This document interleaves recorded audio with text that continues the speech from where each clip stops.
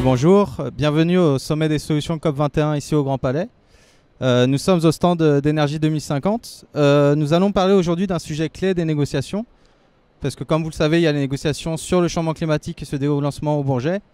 Mais ces négociations doivent être accompagnées par un ensemble d'actions. Et notamment, et c'est ce qu'on défend nous à Énergie 2050, une refonte de nos modèles de développement et une refonte en fait de nos modèles notamment économiques. Donc dans ce cadre-là, on accueille aujourd'hui une table ronde sur le sujet de l'économie bleue, qui est peut-être un concept un peu méconnu du grand public par rapport au concept d'économie verte ou de développement durable plus généralement. Pour parler de ce sujet, donc j'ai à côté de moi Camilla Meya Castro de l'association Blue, Madame Isabelle Delannoy de l'association Green Atelier Symbiotique et Monsieur Antoine Héron de l'ICDD. Pour commencer, peut-être pour nous expliquer un peu, nous introduire au concept d'économie bleue, Camilla, est-ce que vous pouvez voilà, nous présenter un peu le concept de façon assez pragmatique et pratique pour nous qui ne connaissons pas vraiment ce sujet. Merci. Merci et bonjour à tout le monde. Je suis ravie d'être là. Merci d'avoir nous offert cette invitation de pouvoir présenter ici. Je crois que voilà, je voulais peut-être d'abord commencer avant d'aller au-delà, aller un petit peu plus loin sur ce que c'est l'économie bleue ou les autres concepts dont on parlera aujourd'hui.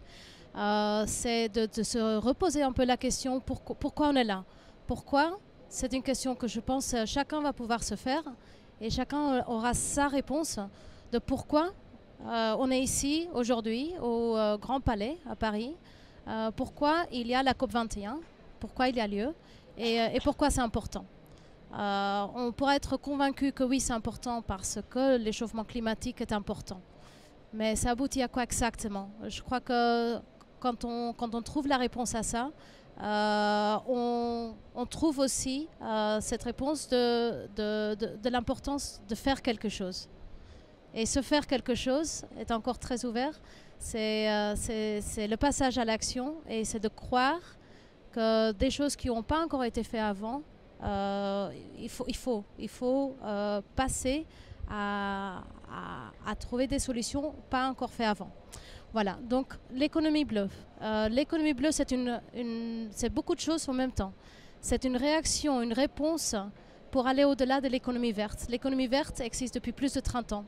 Elle est formalisée à niveau européen, à niveau mondial. Elle a offert beaucoup de choses. Elle a proposé les produits biologiques, par exemple, l'alimentation organique. Elle a proposé des énergies renouvelables. C'est très bien.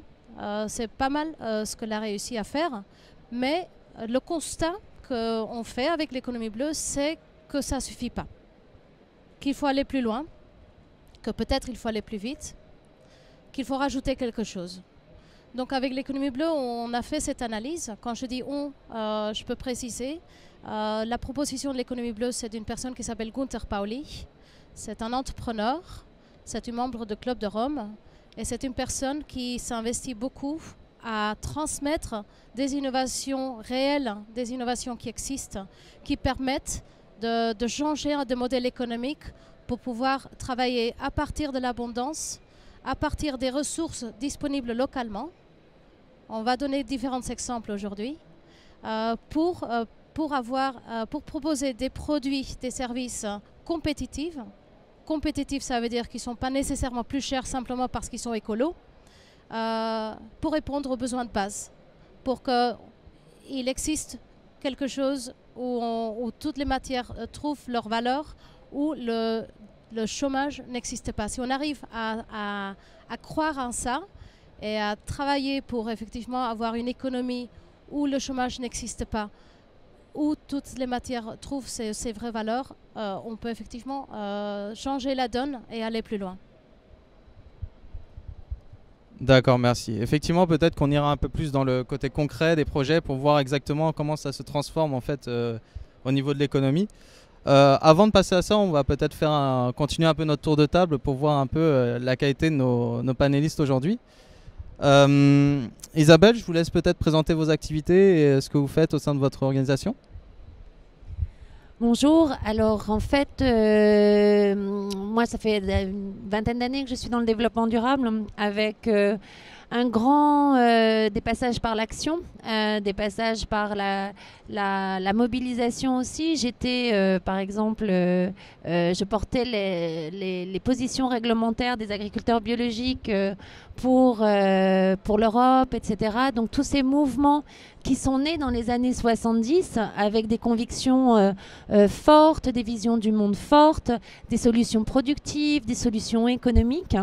Je ne suis pas sûre qu'on peut dire que l'agriculture biologique est dans la révolution verte parce que quelque part, c'est difficile de mettre tout ça sous une étiquette parce qu'il y a des choses qui ont été faites de tout petit vraiment au niveau local, qui ont dû subir les préjugés. Moi, je me souviens d'agriculteurs biologiques qui nous racontaient que leurs enfants étaient stigmatisés dans les écoles et qu'on racontait qu'ils se baladaient nus dans les champs, quoi. Enfin, ça a été, c'est pas pareil. Enfin, ça a été violent quand même ce qui s'est passé dans ces années-là.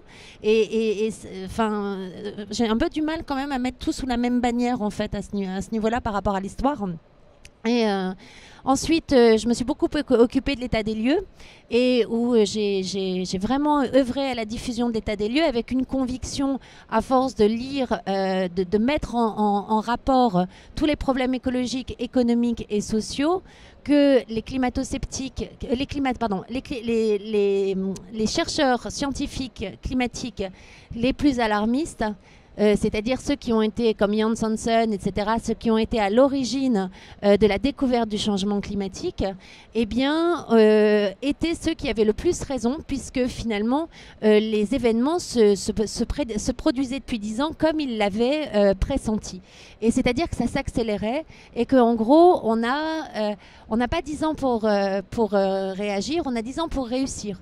On a 10 ans vraiment, même 5 à 10 ans, pour réussir à changer massivement le paradigme économique, comment on va faire notre prospérité et qu'on ne peut pas faire une prospérité en prélevant sur la planète. Il va falloir faire une prospérité finalement en régénérant la planète. Et j'en suis arrivée là parce que après cet état des lieux, je me suis occupée à vraiment m'intéresser aux solutions qui avaient émergé. Finalement, on s'aperçoit qu'elles ont toutes émergé, toutes les nouvelles logiques économiques et productives ont émergé depuis 40 à 50 ans. Et lorsqu'on les observe, elles ont émergé dans l'alimentation, elles ont émergé dans l'énergie, elles ont émergé dans la distribution, dans la consommation, dans la gouvernance, dans les nouvelles façons de produire, dans l'économie du pair à pair, l'économie collaborative, l'économie du partage, l'économie circulaire, l'économie de fonctionnalité, l'ingénierie écologique. Enfin, je veux dire, ça a émergé partout de façon non concertée. Et finalement, on s'aperçoit qu'elles reposent toutes sur les mêmes mécanismes de fonctionnement. Qu'en fait, ce sont des économies qui reposent sur la collaboration. Soit c'est la permaculture, par exemple, et vous faites collaborer des espèces et ça devient, vous avez une intelligence du milieu qui se met en place, qui devient ultra productif et vous êtes 10 fois plus productif qu'en maraîchage traditionnel.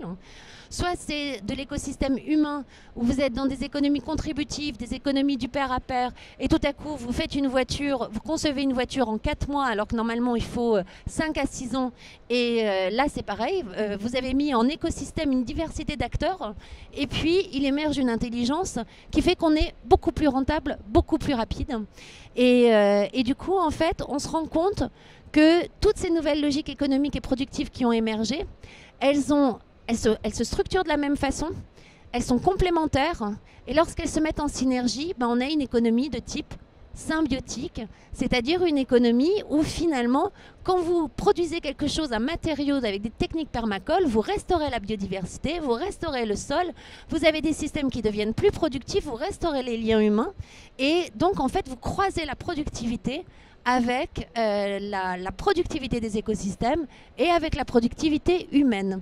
Et c'est radicalement nouveau comme façon de penser. Et c'est là où on rejoint finalement l'économie bleue, parce qu'avec une méthode complètement différente, où Gunther Pauli était aussi, je me souviens, parti aussi du biomimétisme beaucoup. Voilà, les 100 solutions du bio, voilà, l'inspiration de la nature. Quand on regarde les modèles économiques innovants ou comment fonctionne le vivant, La permaculture, pareil, c'est plus que de l'agriculture. La permaculture, c'est vraiment une nouvelle façon de produire. On s'aperçoit que ces trois grandes façons de regarder le développement durable, on va dire, arrivent à la même conclusion de trois façons différentes. C'est-à-dire qu'il y a une nouvelle économie qui est possible, il y a une nouvelle économie qui est émergée, et on sait comment faire. Donc je pense qu'on est très complémentaires à ce niveau-là. Merci beaucoup Isabelle. Déjà on a beaucoup d'éléments de réponse déjà sur la question de l'économie bleue et de ce qu'elle peut apporter et même de vos activités.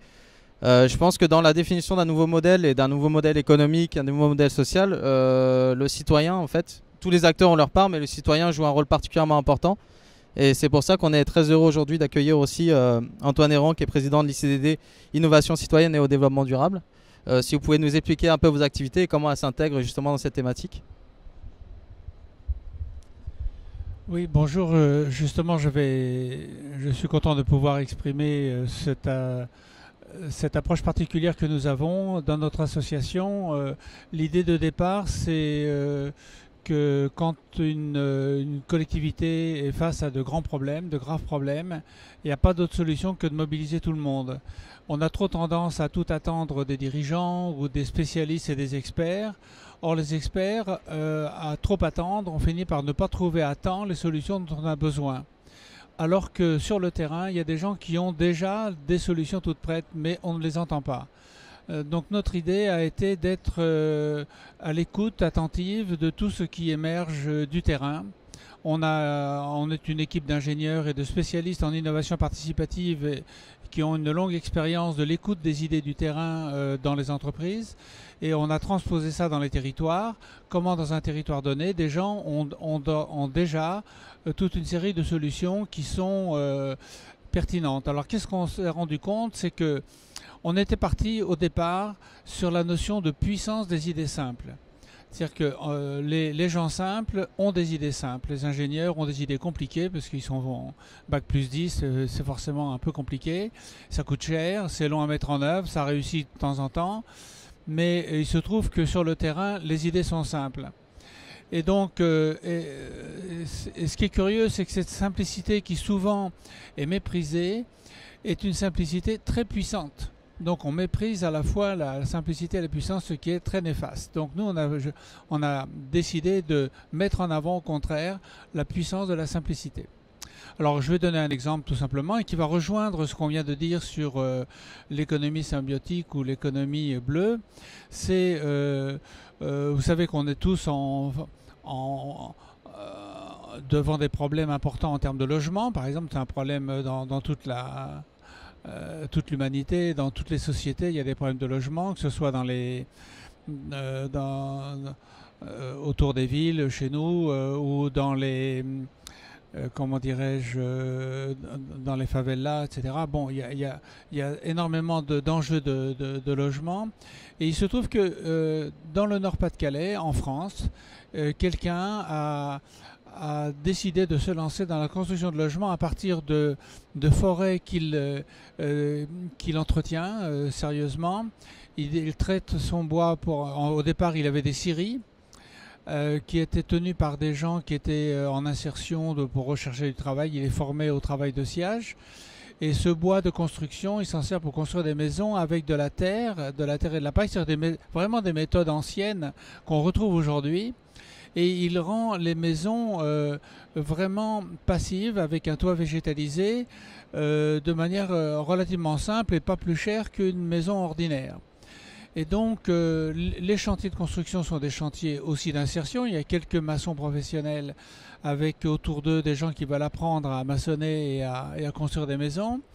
Et tout ça est fait pour reloger des gens qui sont mal logés. C'est-à-dire en fait les maisons ne sont pas faites pour être remise à des gens qui sont contents d'avoir une belle maison écologique passive qui coûte très cher. Non, c'est fait au contraire pour des gens mal logés, insalubres et qui vont payer leur maison par les économies qu'ils font sur leurs frais de santé et de chauffage. Voilà un exemple d'approche un peu systémique, locale, hein, c'est les maisons du Chênelet que certains connaissent. Effectivement, bon, c'est un modèle qui il n'est pas le seul. Il y a plusieurs travailleurs sociaux qui, dans le monde entier, travaillent sur des schémas analogues. Le problème en France, c'est que le Chenley a construit 100, 200, 300 maisons quand il en faudrait 100 000, 200 000, 300 000. Donc c'est un peu le problème, c'est la montée en puissance de ce type de projet. Voilà. Merci Antoine. Justement, en fait, effectivement, nous à Énergie 2050, on défend vraiment cette idée de la valeur des initiatives qui sont faites au niveau local. Et il y a également, on peut que être d'accord avec une vision systémique des enjeux qui intègre un peu les problématiques aussi bien environnementales qu'économiques et sociales. Sur ce point-là, justement, j'aimerais bien revenir avec peut-être avec toi, Camilla, sur le côté déjà du concret, donc des exemples concrets de ce qu'est l'économie bleue, comment ça se décline sur le terrain, et surtout, et ça peut-être c'est une question pour chacun d'entre vous, comment on peut avoir, à partir de ces projets concrets, une sorte de systémie, une multiplication de ce projet pour qu'elle réponde aux enjeux. On a parlé de 10 ans, on a 10 ans pour réagir aujourd'hui.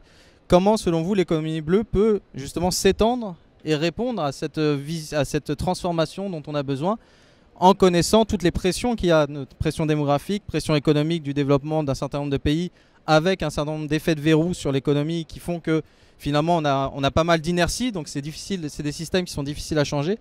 Comment vous voyez ça, enfin en partant déjà du projet concret, puisque c'est aussi la vision d'énergie 2050, c'est de partir du concret, donc je vais te laisser prendre la parole dessus. Merci. Un exemple concret qui est peut-être le plus connu, entre certains, c'est le fait qu'on peut on peut cultiver de l'alimentation à partir des déchets urbains surtout.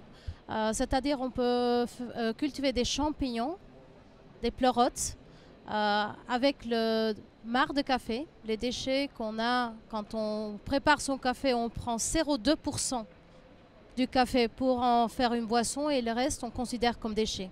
On n'en voit pas aucune valeur et ça part en poubelle. Dans les bistrots, dans les restaurants, c'est des tonnes qui peuvent partir en poubelle. Une matière humide voilà, qui n'a pas d'usage. Alors, ce qu'on propose, c'est avec ça, on peut cultiver des champignons puisque le café, c'est un peu comme le bois et les champignons aiment bien le bois. Déjà, l'humidité, c'est parfait parce qu'on en a besoin pour pousser. Le marc de café, après l'avoir préparé le café, c'est un marc qui est pasteurisé parce qu'il a été, été coulé avec plus de 72 degrés, donc 100 degrés. Il est pasteurisé, il est stérile. C'est parfait pour en faire des champignons. Ça, c'est quelque chose qui inspire beaucoup de personnes. C'est quelque chose qu'on peut faire chez soi, on anime des ateliers, mais c'est aussi surtout quelque chose qui a inspiré beaucoup d'entrepreneurs. Aujourd'hui, l'économie bleue en parle depuis des années et partout dans le monde, que ce soit en Zimbabwe, que ce soit en Mexique, que ce soit en Indonésie, en Taïwan ou en France ou aux Pays-Bas, il y a des entrepreneurs qui font ça, qui cultivent leurs pleurotes et les vendent et ça génère des revenus, ça génère de l'emploi. Ça génère aussi qu'à la fin, on n'a toujours pas de déchets, mais on a un substrat qui fonctionne très bien comme compost. C'est une alimentation saine, qui est considérée biologique. Voilà, donc ça c'est un exemple qui est effectivement un exemple systémique où on ne peut pas juste nécessairement prendre une activité, mais on fait une activité pour en avoir plusieurs impacts et où toute matière retrouve sa place. Il y a au moins 15 000 emplois générés juste avec cet exemple-là, avec cette innovation-là autour du monde. Alors, Gunther Pauli, qu'on a déjà mentionné, il en parle depuis longtemps déjà. Il y a quelques années, il a eu un entretien avec la direction de Nestlé, avec différents grands groupes. La réponse à l'époque était « ce n'est pas notre core business ». Quand on est dans l'économie, quand on est un PME ou surtout un grand groupe, c'est ce qu'on apprend dans les écoles de commerce. Ce qui est important, c'est bien maîtriser son core business. Et ce n'est pas le core business. Quand on fait du café, on ne fait pas des champignons. Ça, c'est un des enjeux. Ça, c'est un des enjeux pour pouvoir passer de quelque chose qu'on sait qui fonctionne bien, à une plus grande échelle. Ce n'est pas le seul, mais c'en est qu'un. Un autre exemple de l'économie bleue, et surtout de cet aspect systémique. C'est quand on voit un avantage, on veut toujours aller plus loin, parce qu'on peut aller plus loin. Quand on fait un produit responsable, par exemple, avec le certificat Max Havelaar, ça n'empêche pas que peut-être il peut aussi être bio. Ça n'empêche pas que peut-être il peut aussi faire d'autres choses qui simplifiera et qui va vraiment générer cette valeur. Un exemple qui est actuellement en train de se faire en Johannesburg, c'est au lieu de faire un appel d'offres, le maire de Johannesburg a voulu faire un appel d'offres pour proposer à beaucoup d'écoles, qui sont donc des écoles dans les quartiers pauvres de Johannesburg, ou pour beaucoup d'enfants, ça c'est quelque chose qu'on voit en Johannesburg, mais aussi dans beaucoup d'autres pays du monde. Les enfants vont avoir un repas et ça va être le seul repas sûr, complet qu'ils vont avoir dans la journée. Donc c'est quelque chose de très important pour assurer une bonne éducation. Un appel d'offres pour pouvoir proposer du pain auprès des écoles. C'était ça. Au lieu de ça, la proposition qui est en train d'être menée aussi avec l'inspiration, le soutien de l'économie bleue, c'est de ne pas juste proposer un pain, mais de casser un peu les modèles. Donc, quand on prend un pain qui n'est pas trop cher dans les supermarchés, on va voir un pain qui peut-être est blanc, qui n'a pas beaucoup de valeur nutritive. Parce que celui qui est plus complet, ça va être plus cher. Alors, qu'est-ce qu'on peut faire en Johannesburg comme ailleurs? On peut faire du pain avec du blé, mais aussi rajouter les pépins des avocats, les pépins des raisins. C'est encore une fois quelque chose que, autrement, nous, on ne sait pas que ça a de valeur, donc on les considère comme déchets. Ils sont remplis de certains nutritifs, donc, et je crois qu'en termes de pépins de raisin, il y en a en Afrique du Sud. Dans d'autres pays, on peut trouver d'autres pépins. Donc, de proposer une installation d'une boulangère à côté de chaque école qui va faire la production de ce pain pour cette école. Donc, ça assure un certain marché. Que cette personne puisse peut-être accéder à un microcrédit pour en faire ce projet. Que le four pour faire ce pain soit pas un four classique, mais qui puisse être aussi un four qui s'alimente d'énergie générée localement. On sait déjà qu'on peut avoir des photovoltaïques qui vont générer une certaine capacité, mais si on fait des systèmes hybrides qui génèrent donc la chaleur et l'électricité, on peut capter 4-5 fois plus d'énergie par la chaleur que par l'électricité. Donc pourquoi pas le faire? Surtout là, quand on n'a pas beaucoup d'infrastructures électriques, on crée donc ce circuit autour de cette boulangerie. On n'a pas besoin d'aller au 110 volts, on n'a pas besoin d'aller aux 220 volts si on est ici. Mais on peut rester sur les 12 volts, 15 volts. C'est quelque chose qui fait gagner à peu près, je ne sais pas combien, 20-30% d'efficience électrique.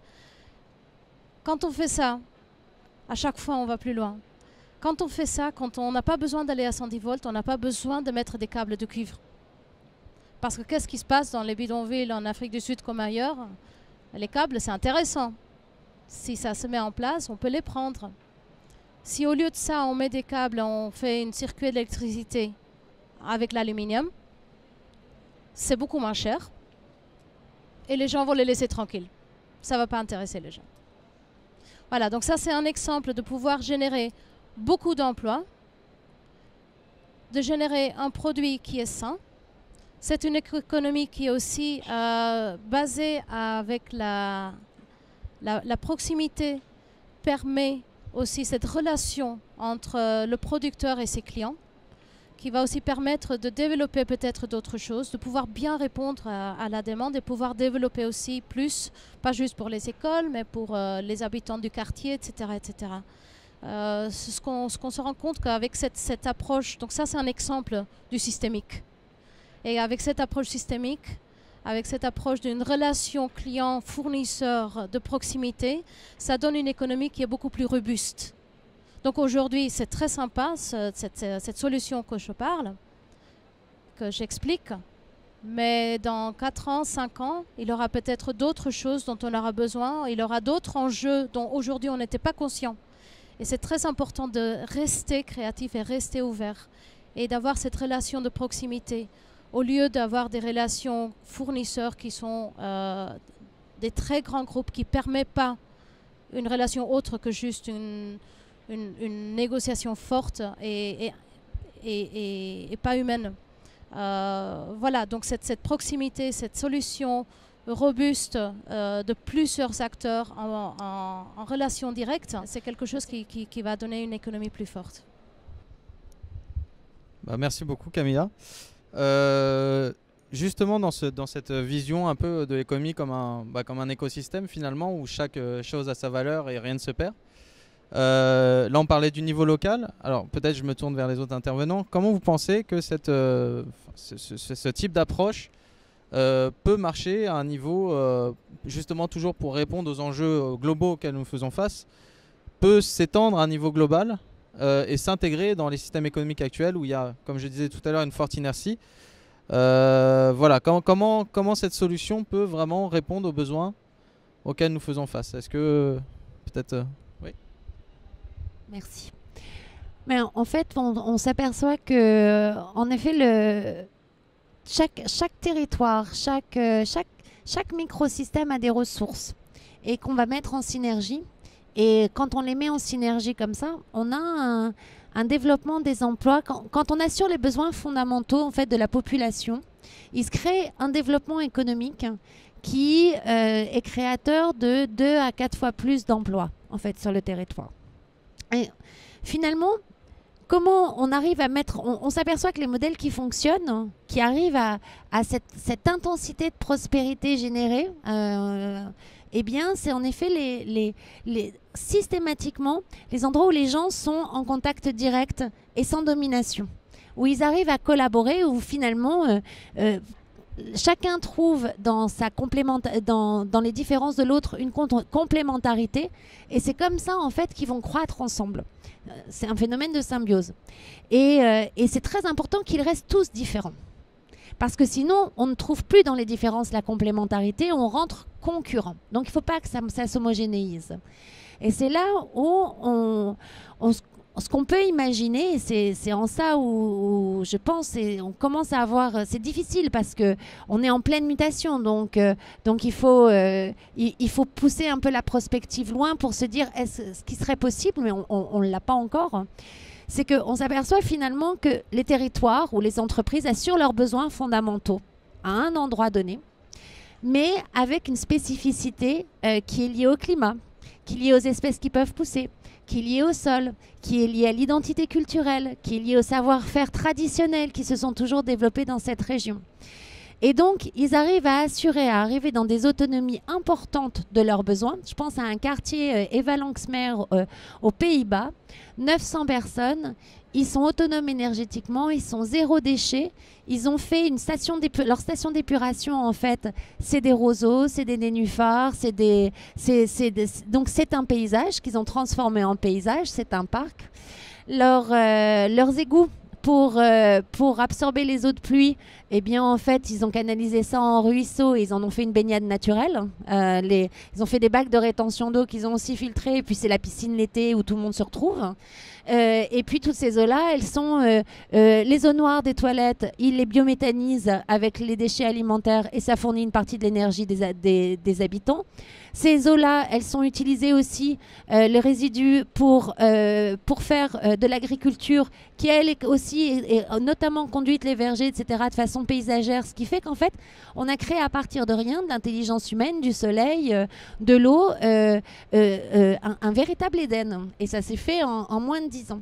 Mais ça va être un Éden Pays-Bas, quoi. C'est-à-dire qu'on ne va pas produire des mangues là-bas.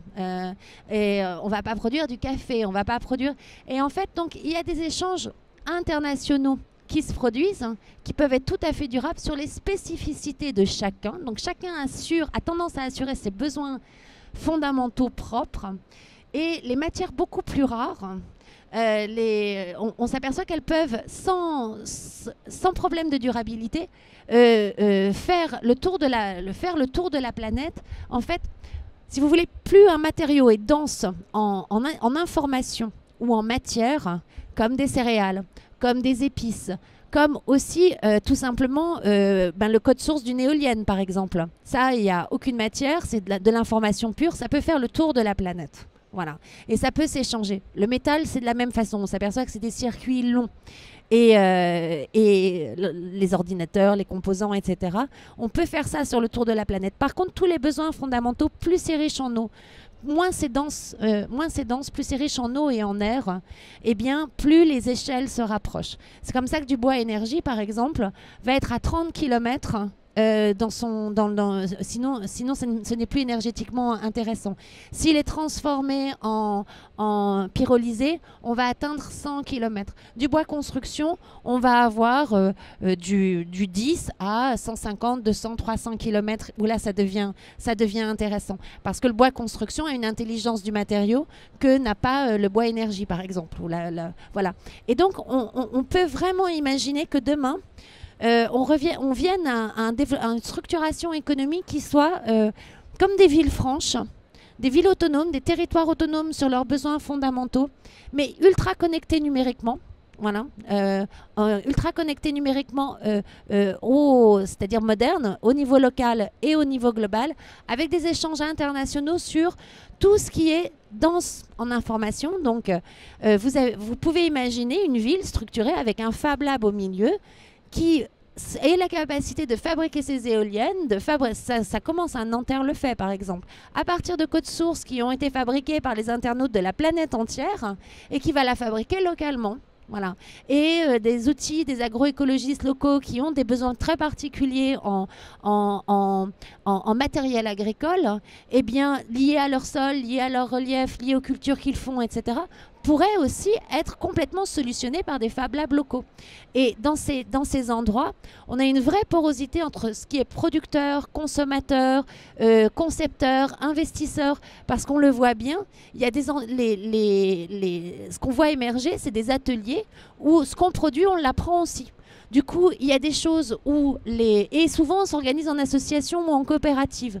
Du coup, finalement, on tient la gouvernance ensemble, on tient le chiffre d'affaires ensemble. Sur certaines choses, parce que c'est notre marotte, on va apprendre la recette et on va produire avec le producteur. Puis il y a des choses, par exemple, moi j'adore faire des produits cosmétiques. Je fais ça. Mon mari, lui, il adore bidouiller des ordinateurs. Moi, jamais je bidouillerai un ordinateur. Ça, je l'achèterai toujours. C'est-à-dire, je veux dire, on a chacun notre marotte où on peut devenir producteur, consommateur, et des endroits où, de toute façon, on achètera. Et c'est vraiment ce bidouillage-là qui est en train de se faire. Non, c'est intéressant. Ce que je voulais dire, c'est qu'on a le sentiment aujourd'hui qu'on est quand même à un virage sociétal. C'est-à-dire qu'on est devant l'ampleur des défis, on a été longtemps tétanisé avec le sentiment que, au fur et à mesure que la prise de conscience montait, que tout était trop tard et qu'on n'y arriverait pas. Et en fait, il y a des pionniers qui sont allés de l'avant, qui ont montré qu'on pouvait faire des choses. Et c'est en train de monter en puissance. Et des expositions comme celle-ci, Solutions COP21 et d'autres qui vont venir, c'est un moment où on observe quand même un tournant, où la communication devient forte. On ose dire tout ce qui est possible de faire et qui est simple, puissant, et pas vraiment cher et vraiment à portée de main. Le problème, c'est qu'il faut qu'on accepte de changer nos habitudes. Et donc, c'est vrai que le rôle de la communication entre les personnes, la coopération, ça c'est quelque chose qu'il faut apprendre et c'est peut-être ça qui va être le plus difficile, c'est que les gens se mettent ensemble. Parce que chacun a envie de résoudre son problème à sa manière, chacun a son idée, alors qu'on ne se sortira qu'ensemble. Donc c'est très intéressant. De ce côté-là, l'exemplarité de la ville de Totnes, qui est un peu pionnière en Transition Town, là, en ville transitoire, ce qui est intéressant, c'est que c'est rue par rue, quartier par quartier, qu'ils traitent le problème. Et je pense qu'il faudrait que la responsabilité des territoires, on est en pleine élection des régions, mais dans les territoires, dans les cantons, dans les départements, il faut qu'on apprenne à ce que les responsables de territoire organisent la transition rue par rue, quartier par quartier, en s'aidant des pionniers, de ceux qui sont en avance et qui montrent le chemin et qui démontrent que c'est possible. Alors, il y en a aux Pays-Bas, mais moi je l'apprends aujourd'hui, hein. Il y en a, et je sais qu'à Bordeaux, il y a une communauté qui démarre bien, c'est le quartier Darwin, sur des bases tout à fait révolutionnaires et qui ont une belle dynamique, mais c'est jamais qu'un quartier un peu marginal dans Bordeaux. On est loin de la grande vague qu'on attend. Mais je pense que la communication, la mise en avant de ces exemples qui rassurent et qui confortent et qui inspirent est fondamentale. Voilà.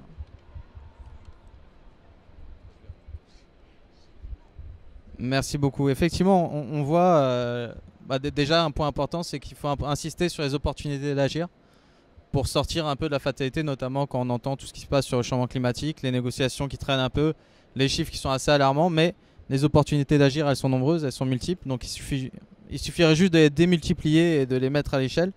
On voit également l'importance de cette approche collaborative où on décloisonne un peu tous les secteurs d'activité pour arriver à cette approche, à cette vision collective en fait du développement et de la société.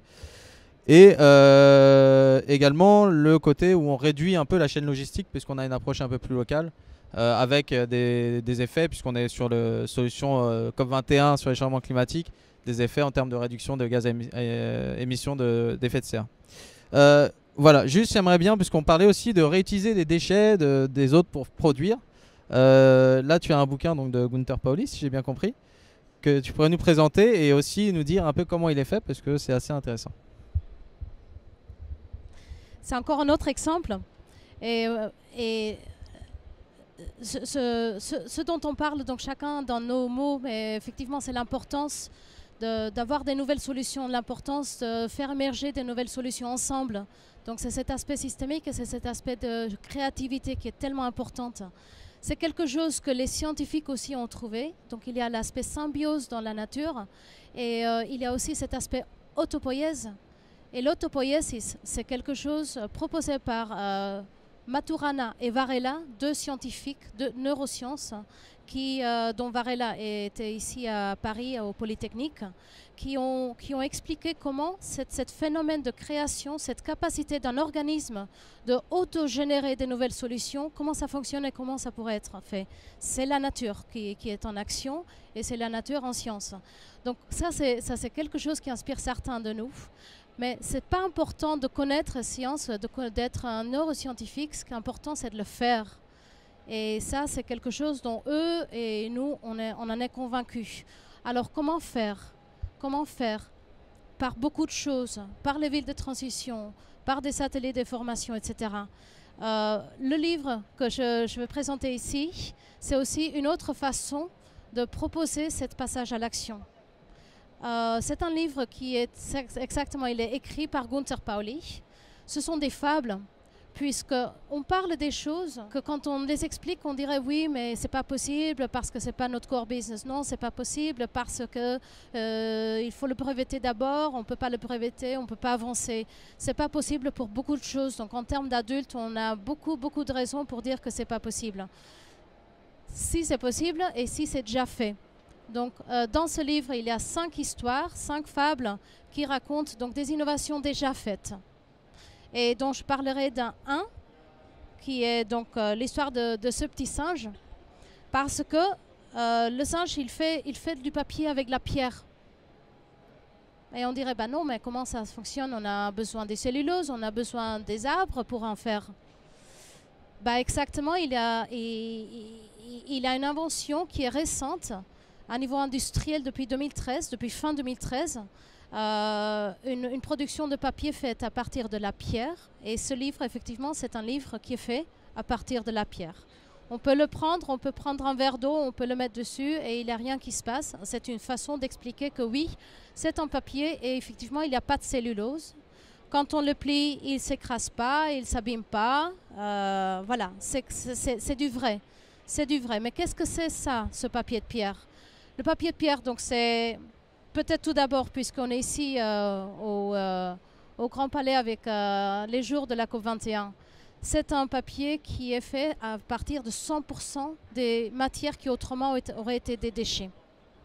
La pierre, c'est issu des déchets des mines. Qu'est-ce qu'on fait avec les mines? On prend On fait des creux, on prend des collines et on les écrase. Donc on est toujours en train d'écraser les choses. Et les déchets que ça génère, c'est beaucoup de poussière. De la poussière qui est un problème de santé pour la région. Une poussière qui ne sert à rien. Les plantes ne poussent pas très facilement dessus non plus. Alors ça, c'est la pierre qui est déjà en poussière, qui est déjà très proche. Ça, on le prend. C'est 80% de poussière, de carbonate de calcium, mixé avec 20% de polymère. Et ça, c'est aussi, donc un polymère, c'est un plastique recyclé, comme les bouteilles, dont on a toujours quelques en proximité, mais sinon, on a toujours aussi un plastique en proximité. Donc, tant qu'on continue à utiliser, produire, consommer du plastique, souvent est utilisé une fois. Peut-être avec les bouteilles PET, on les remplit, mais c'est rare. On peut les prendre pour en faire donc cette fixation du papier pierre. Donc, j'ai déjà dit que c'est quelque chose de qualité. Ça s'abîme beaucoup moins. C'est un papier qui nécessite pas d'eau. Donc les arbres qu'on fait pousser pour l'industrie de la reforestation, c'est quelque chose qui nécessite beaucoup d'eau parce qu'on a besoin que les arbres poussent très vite, parce qu'on en a besoin vite. On n'a pas beaucoup de patience dans notre modèle économique actuel. Voilà, pour ce papier, il y a 0 eau utilisée, non plus pour la production. Pour le papier classique, la production nécessite beaucoup d'eau, le recyclage encore plus. Il y a beaucoup d'eau qui est sale et qu'il faut le nettoyer. C'est beaucoup d'énergie pour pouvoir recycler toute cette eau. Là, on l'élimine complètement. En termes d'énergie, dernière étude, 67% moins en empreinte carbone que le papier normal. Donc en termes d'énergie, beaucoup moins. En termes d'eau, pas du tout.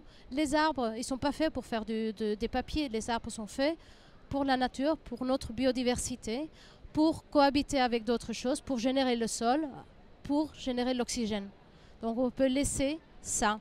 L'édition qu'on a sortie avec l'association Blue, j'ai fait le calcul, on a sauvé 38 grands arbres voilà, en faisant ça et de ne pas utiliser le papier classique. Donc ça, c'est juste une façon de pouvoir quantifier les choses. Bah, écoute, merci Camilla, on va conclure, mais en tout cas, merci beaucoup. Si vous voulez, là, on voit que l'économie bleue, en fait, pour résumer un petit peu ce qui s'est dit, hein, donc c'est l'économie collaborative qui réutilise un peu les déchets, etc. C'est une économie qui est avant tout aussi solidaire, qui intègre l'ensemble des acteurs.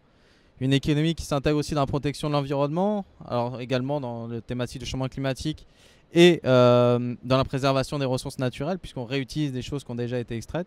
Et surtout, et ça c'est un point crucial, c'est une économie qui est efficiente, efficace, et donc économique finalement, et donc qui est ancrée dans le réel et qui est ancrée dans le concret. Bah, merci beaucoup en tout cas d'être, je sais pas si j'espère que vous êtes d'accord avec ce que je viens de dire, mais en tout cas merci beaucoup d'être venu. Camilla, merci Isabelle et merci bien sûr à Antoine. Voilà, et puis je vous invite à partager cette économie bleue avec le maximum d'acteurs.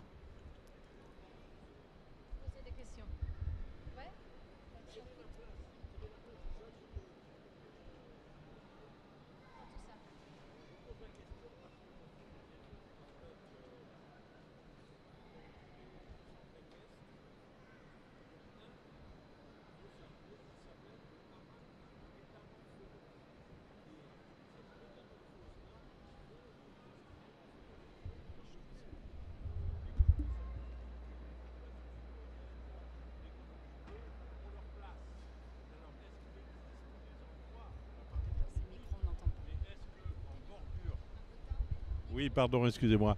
Bon, je me présente quand même, André Brouchet, le président des Eco Business Angels. On se connaît. Actuellement, j'ai une demande de développement d'un haras en forêt de Fontainebleau, enfin juste à côté de Fontainebleau, qui s'appelle le haras de la métamorphose. Voilà. Et donc, je voulais savoir, justement, la place, j'allais presque dire, du cheval dans la métamorphose générale. Autrement dit, contrairement aux chuchoteurs, où ce sont des hommes qui parlent à l'oreille des chevaux, ce sont des chevaux qui parlent à l'oreille des hommes et des adultes en particulier, adeptes de la métamorphose dont vous parlez.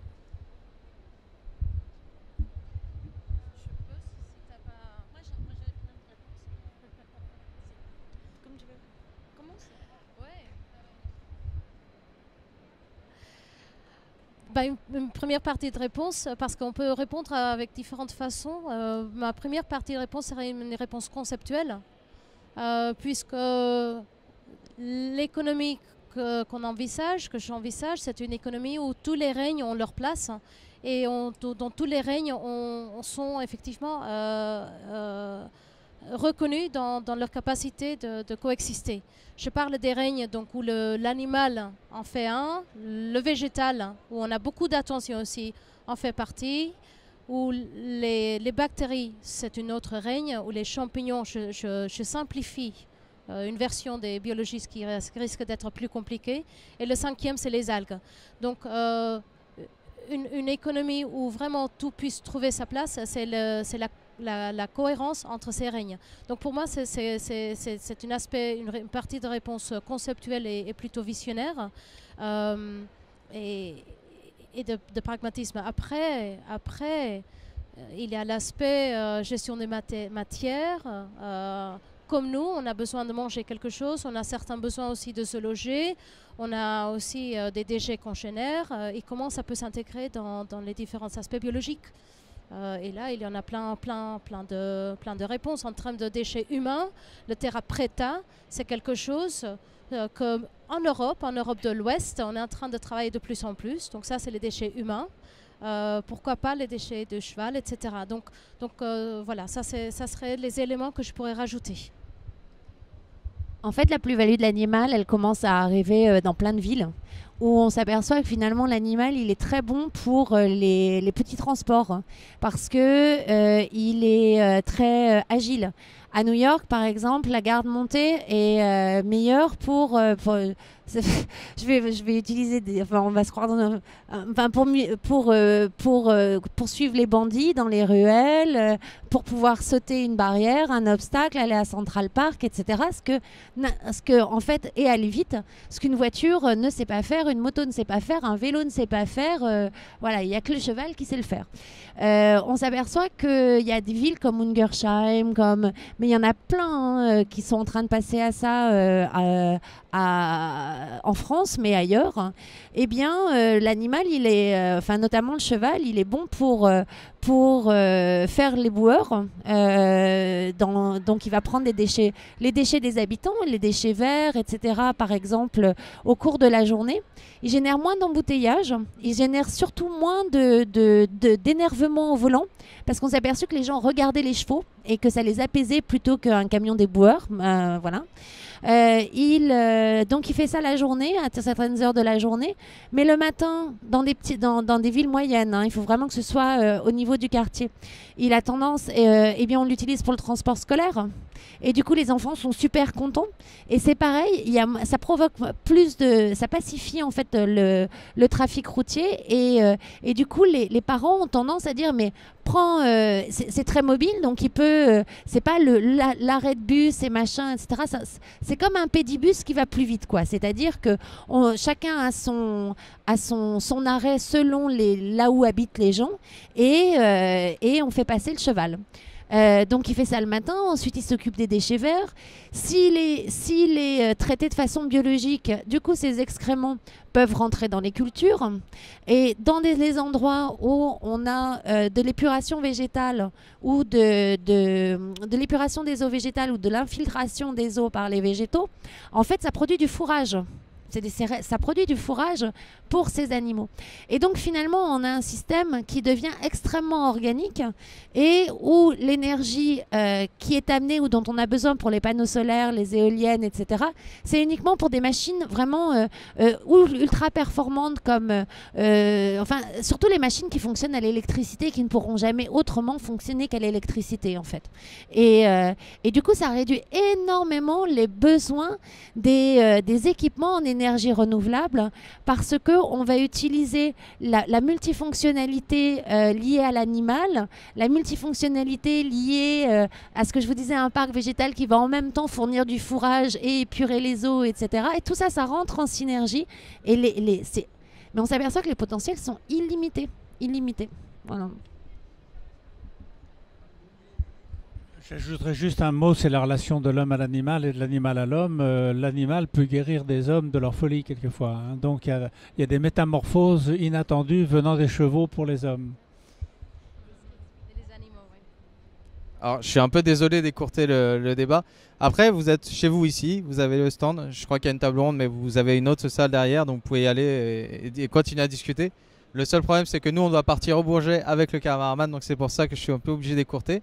Je te laisse le dernier mot, évidemment, en tant que guest star de cette émission. Et puis voilà, et après, on s'en. Merci.